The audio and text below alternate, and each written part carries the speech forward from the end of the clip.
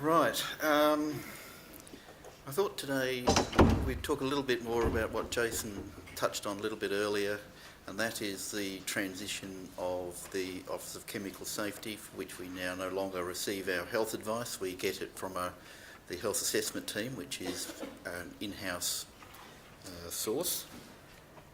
Now, I'll just quickly go through the history about the health-based guidance values and the FAISD handbook.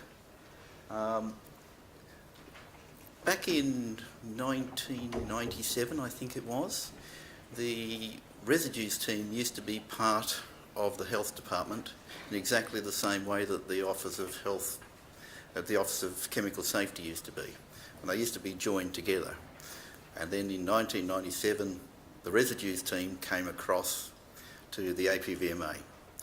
And now we've completed the loop, and the health assessment team has come across to the APVMA as well.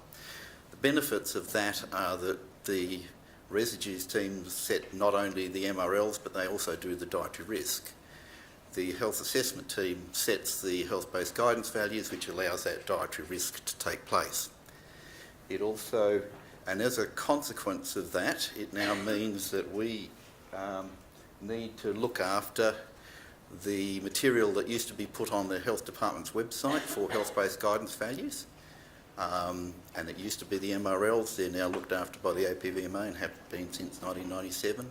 We now have to look after the health-based guidance values as part of the APVMA, and you'll see them up on our website. And I'd go through some of the details about how we've changed a few of the things which used to be up on the health department's website.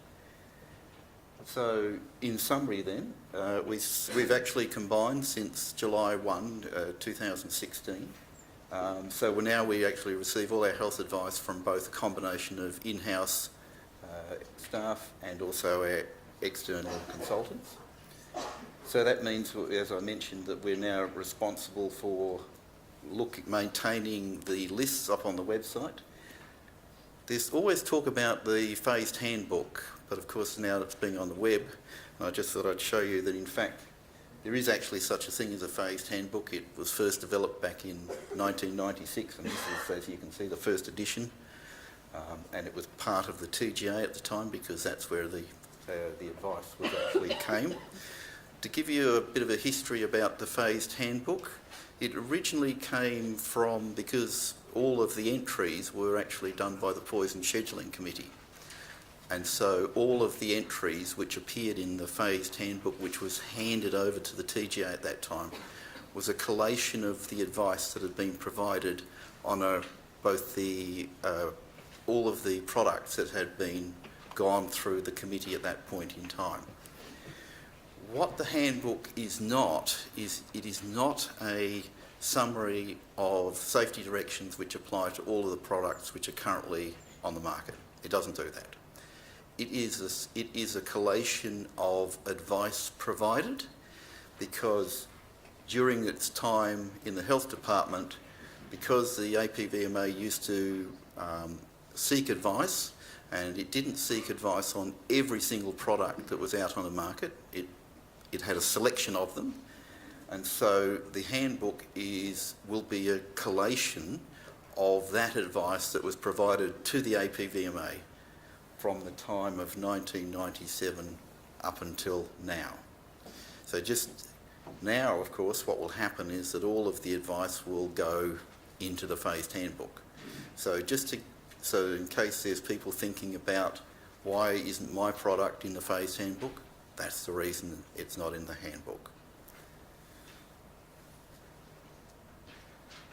Okay, there's some other, going back now to the health-based guidance value website, there's been some quite significant changes which have actually taken place, which we've implemented since we took over providing advice. And we've actually made two very significant changes to the technical policy, and it has an impact on the health-based guidance values. Perhaps the most important one would be the additional uncertainty factor for the seriousness of the toxicological endpoint that you would see in certain studies. What this had an effect of is it would dramatically lower the value for the health-based guidance value. So we've now taken that away on the basis that it makes it more consistent with the way regulation is done in other countries. That's not to say it still isn't used in other countries, but on a much less frequent basis.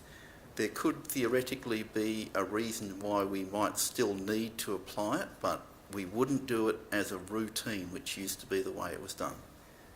The other thing that we've changed, and it's up on our website under that node, is you'll notice that our reports now don't refer to NOEL, they refer to NOEL, which is no observed adverse effect level. This, even though in the past all of the reports which tended to come out, which did come out from the Office of Chemical Safety, used the term NOEL, no observed effect level, but they used it in a context which meant that they were only looking specifically at the adverse effects, which is the way that most regulators around the world use the term. So we've just basically made ourselves consistent with the way that other regulators do it as well. The other very significant change is that previously where acute reference doses have been set by the Office of Chemical Safety, there may have been an effect on a, let's say, developing fetus in a laboratory animal, rat or rabbit, and that may form the basis of setting an acute reference dose, because that might have been a valid reason to do so. The problem with that was that when they didn't indicate at the time that if you're going to do that, you need to tell the residues team who do the dietary risk that the risk needs to be directed towards, in the human context, of women of childbearing age. It doesn't apply to the entire population because the toxicological endpoint isn't one, for example, that's relevant for children. And I say that because you would often run into problems for children in their dietary risk when you set it up against an acute reference dose that was based on a developmental effect, because of course there's a total mismatch. So you'll see if you go up onto the website now, there's been a lot of acute reference doses that have now statements about them saying only to be used for in the risk assessment for women of childbearing age. That's a very significant change from what used to be there. Also, what you will notice if you go up on the website, and I'll show you how to get there in a minute, you'll see that we've now provided a lot more information about the endpoints that we're using for the selection of the acceptable daily intake. And that's partly for our own benefit, but it's also for anybody else who's interested to know what the basis was. And as I'm beavering through some of these very old compounds that we have that were done back in the late 70s and early 80s, it's interesting to see the evolution of how I guess risk assessment paradigms have changed a little bit. We were perhaps very, very much more risk averse back in those times, and so you would find them on relatively what we would consider today not a particularly serious endpoint, but nonetheless that's what it was back then. So I've provided a lot more information about that, where I can actually get it. Some of the very, very old ones I can't actually find out the reasons for why a number was actually arrived at. Okay, there was also in the update a rather large number of missing ADI and ARFD numbers, which we were able to go back into the records and find the advice that had been provided to the APVMA. We were then able to incorporate those into the updates, and as we think we've got them all now, but if anybody knows of ones that are missing or need amendments, then please let us know. And I know there's some of you have actually got back to us saying that they'd actually received advice from the Office of Chemical Safety that a particular value had been withdrawn or modified in some way, and we inherited the old numbers, So I thank you for those who have actually done that and pointed out that those numbers are actually incorrect. And so we've now, as each update comes, and we're going to be quite vigilant about updating them every quarter. So the next update will appear up on the website before the end of September. And I think I've captured most of those.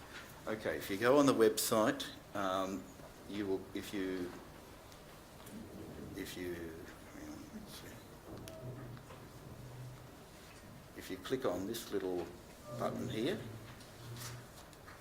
it'll take you to that page, and as is reasonably obvious here, we've got the FAISD handbook and the health goals guidance values. If you click on either of those, it takes you to the next page, and that'll actually get you the list. So that will just give you a quick little summary about how you actually get to the critical lists if you're interested to look at them. The FAISD handbook is going to take a lot of effort to bring it up to date because, as I indicated earlier, a lot of the entries that are in there originally came from the poison scheduling committees, and they've actually moved on by changing a lot of their first aid instructions, especially around disinfectants, and we haven't actually reflected those yet in the FAISD handbook.